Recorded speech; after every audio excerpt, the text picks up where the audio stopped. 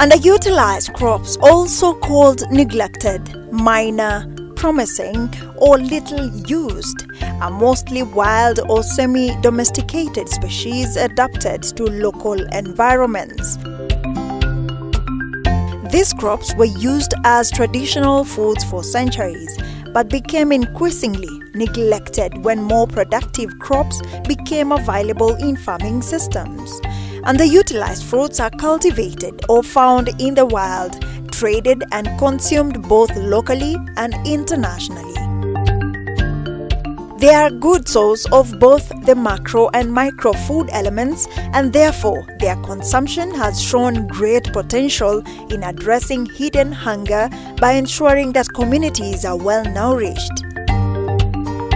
In addition, the fruits contribute significantly to economic welfare and poverty alleviation among smallholder households by providing income and profits from sales of fresh and value-added products.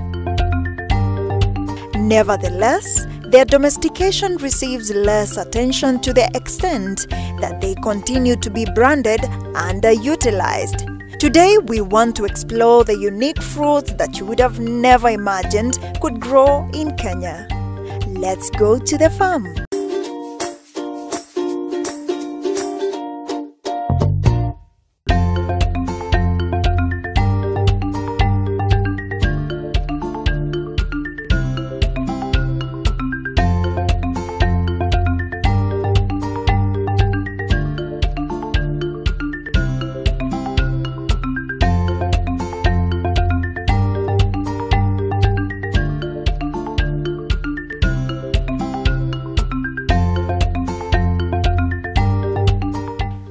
Hello and welcome to yet another exciting episode of Kilimo na Biashara, and this is a show that brings you different types of farming methods and all emerging trends in the agribusiness world.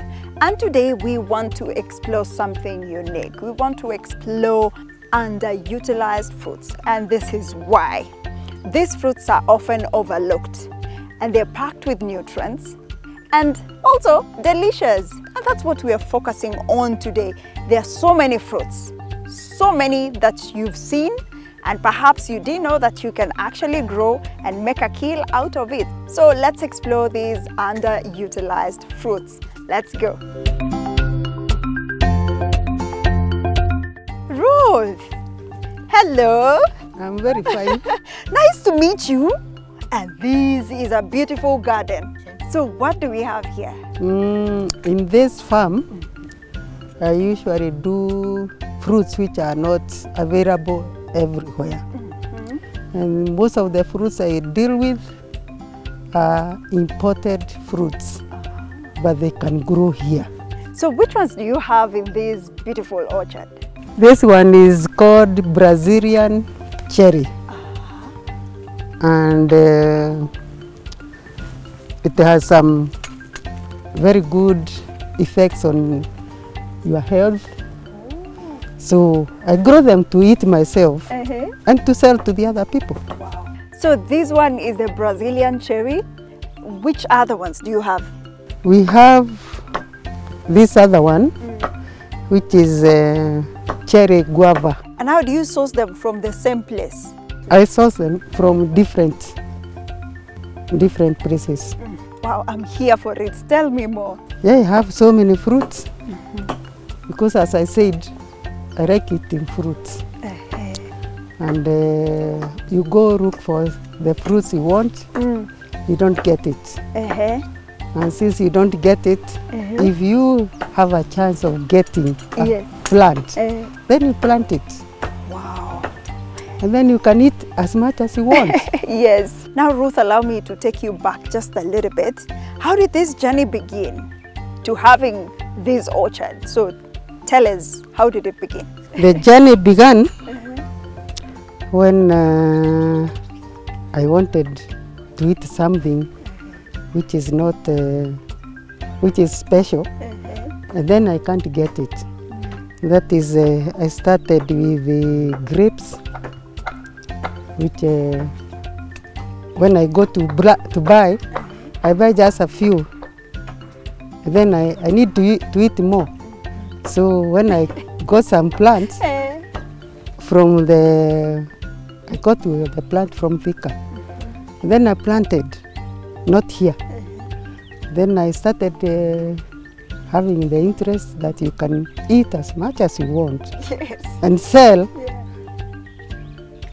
to other people who also want them. So first it was just for your own consumption? For my own self. Then the interest grew. I found that I can make money from those exotic fruits. And being an exotic fruit farmer, how has it been? It's very, very difficult because here in Kenya, we don't have a lot of help for people who want to do something which can bring money to Kenya and by exporting or doing something else, or not really importing things. But the things which we use are very expensive, like in the net you see now is very expensive, and we also need things like metal. And here if I use metal, it goes to storage. So I have to use the poles which are not as strong as one would like. But it's also very expensive to do those things. But I'm doing it not in a big way. So I hope in the future I'll be able to do better. Yeah. And now how is the uptake of underutilized fruits here in Kenya? The market is very poor because we Africans or Kenyans, we have divided the exotic fruits are for whites, and most of the other fruits are not for us. They are for those people who are rich. But see, that is not the way it should be. Yeah. But if we are many planting, then the price of the fruits should come down. Because the price of the fruits is going up? It's up. I will not say it is low. No. And how is the pricing for these fruits that you have here? Well, I can't say how I'll manage it because it depends on the market. You cannot just say I'll sell at this price because maybe there are a lot of other people who have planted and they are not known.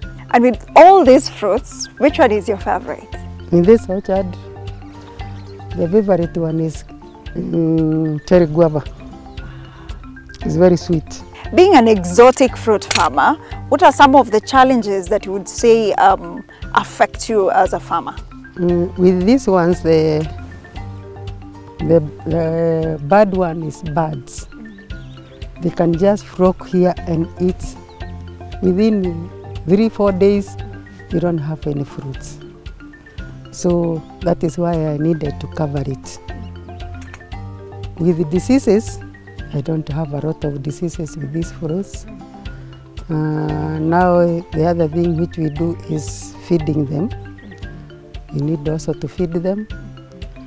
And for some small other things, we have to use some sprays.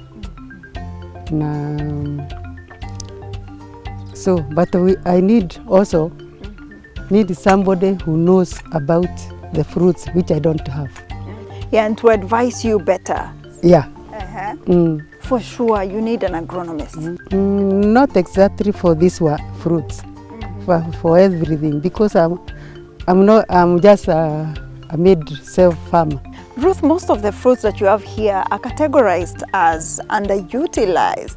Tell us about that, because you have almost all of them. I wish other people could plant. So we don't import everything, we export also. And we can also get educated if we are many, but not when you are alone. Ruth, with the great interest that you have with these fruits, were you in the agricultural sector? Because now you're really deep into it. When I stopped working, I was told to go and farm. Tell us about that. No. When you become old, or your years of working for the government are finished, then where else do you go? You go to farm. Wow. But as I start now, there are quite a few young people who are doing farming. But most of the young people, they think farming is for the old people because it has been practiced like that. So, and we, the technical terms, the other things which are being done, some of them just pass us because we don't. But you're doing good at it. We need the young people to come and start farming. This should be this is things which we need, like dragon fruit. I understand there is somebody who is going to be making juice from it and whatever. And now there are very many. Instead of us losing interest, you start now selling to those people. And then people can make money. The young people can go on doing the adding the value. Yeah. And I hope the youth have really listened to what you've told us. Thank you so much, Ruth. Wow. Well, you've heard about the exotic fruits. These are some of them. This is the Brazilian cherry, and we have the cherry guava. Let me give it a taste. Wait.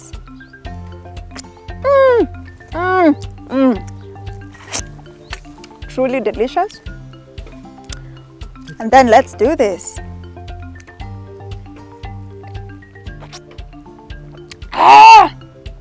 Well, the Brazilian cherry has a tangy taste, quite different from this one.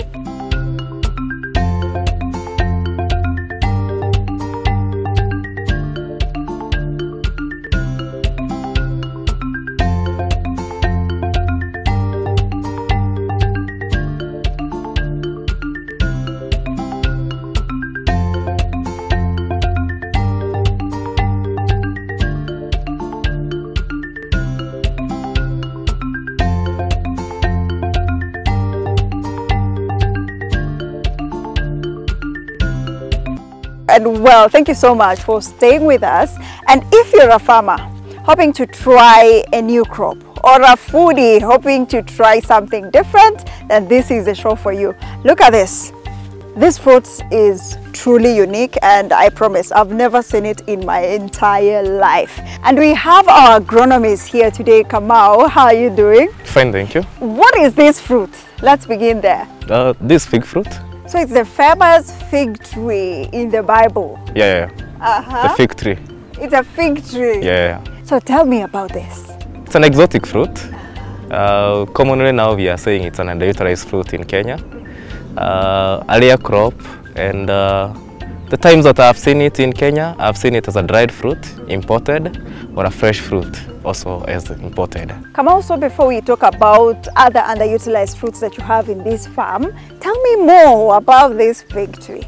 Fig should grow upright, but now because of a poor management, it wasn't well pruned at the right time. So naturally fig should grow upright, and it should be pruned more oftenly. So even the width, it's not supposed to be this wide?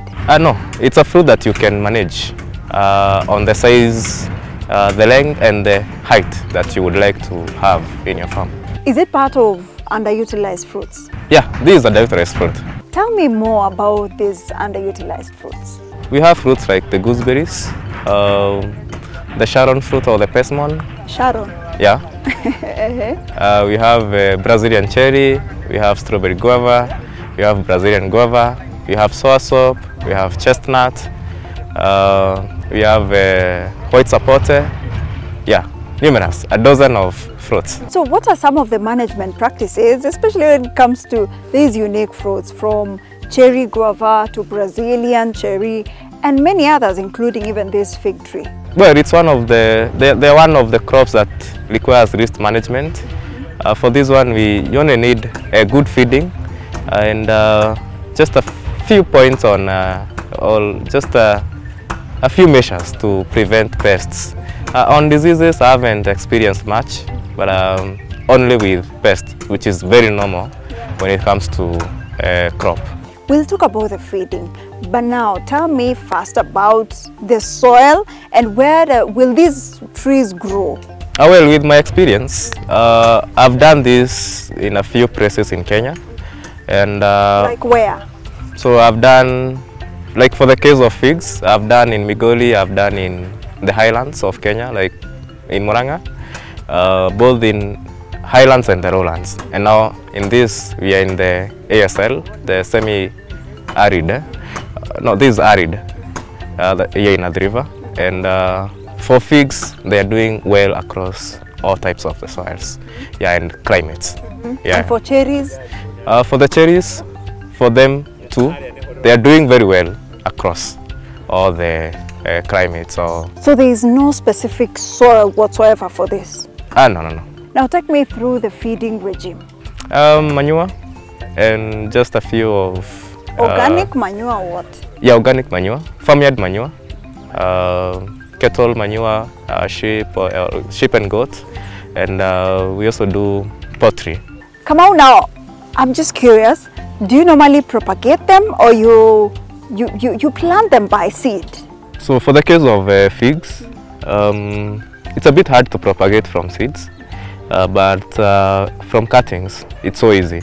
You propagate it just like cassava. You cut and you plant it and it's going to sprout. For the case of Brazilian cherry and the strawberry guava, for that we do from seeds. Yeah, you can't do cuttings propagation. So what are other necessities? There is no, it's not hard. They don't have that dormancy. So all you need is bury the seed under the soil, cover it, you wait for 14 to 21 days and your seed will be out. And you also water it? You have to water it.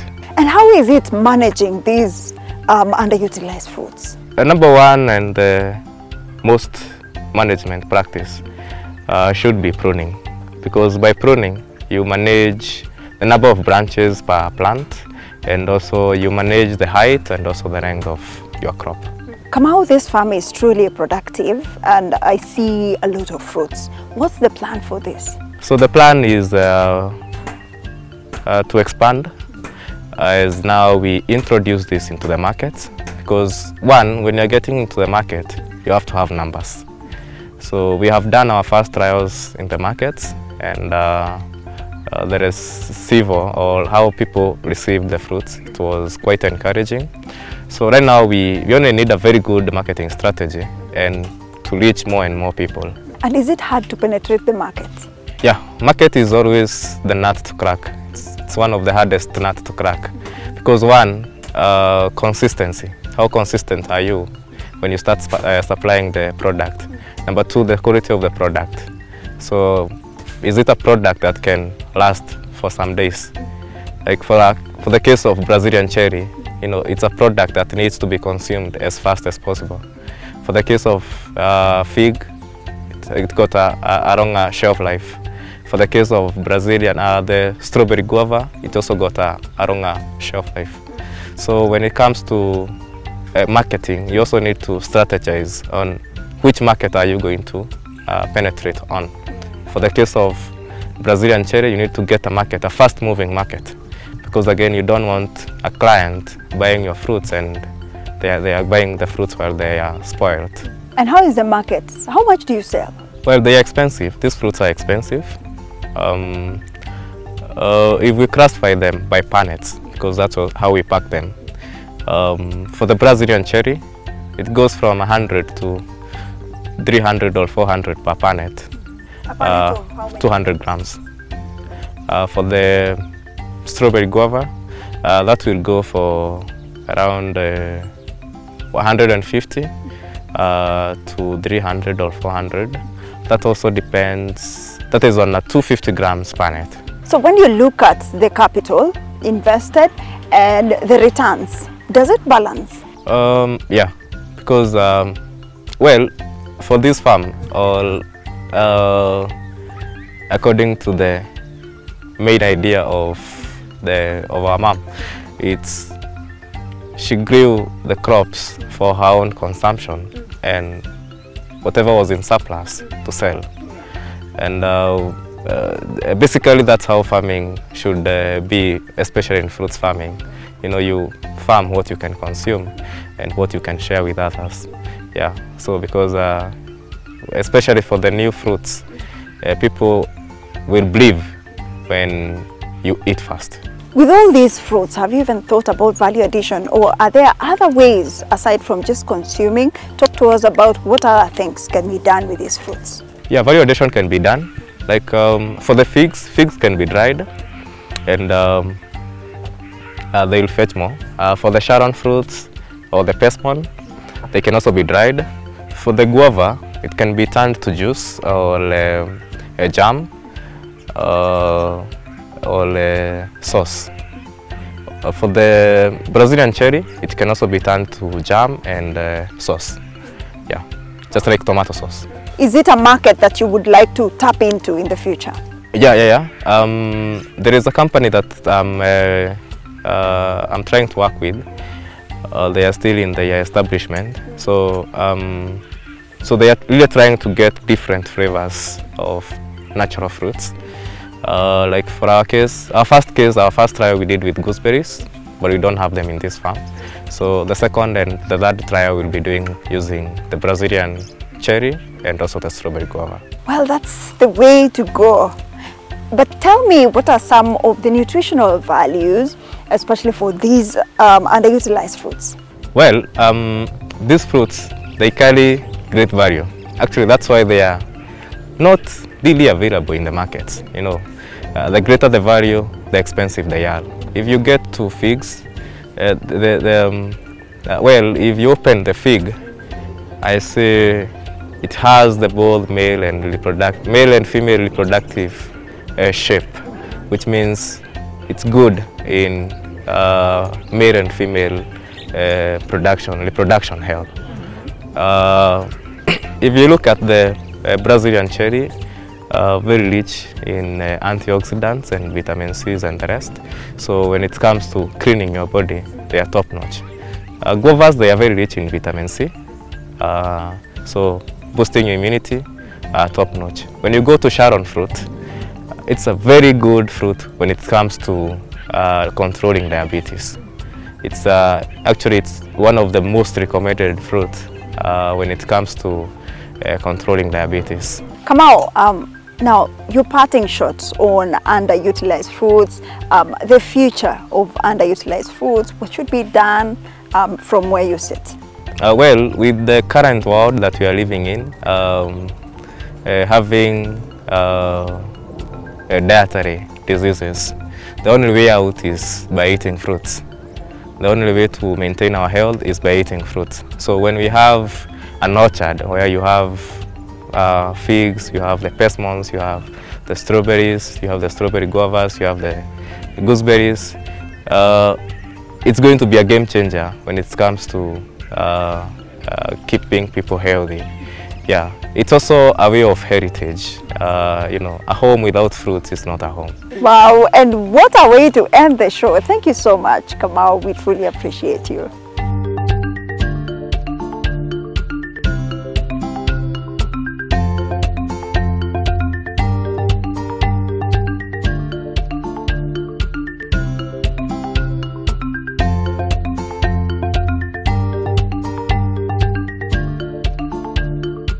Ooh, a home without a fruit is not a home. You heard that, right? Well, that's how we wrap up this show today. Those are some of the underutilized fruits. Remember, there are hundreds of them.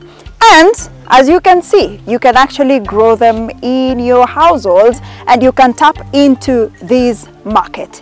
Thank you so much for being part of this show. My name is Linda Koskei. See you again next Sunday for yet another exciting episode of Kilimo na Biashara. See you then.